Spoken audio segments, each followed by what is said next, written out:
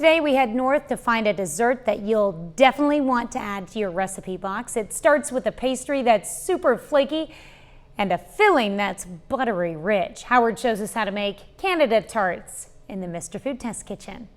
As our week-long series of international food favorites continues, today we're celebrating a dessert that's considered Canada's most highly regarded pastry, the butter tart. Once you sink your teeth into one of these bite-sized pastries, you'll know why they're so popular. To make them, we start by preparing a basic pie crust. After letting it chill for a bit, we roll it out just like we would if we were making a pie. Then we cut out circles and place them in a muffin pan.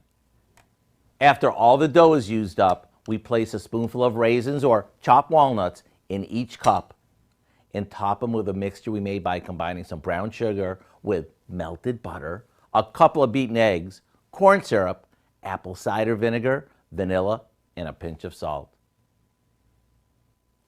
Then we'll pop these into the oven. In about 20 minutes, they're done.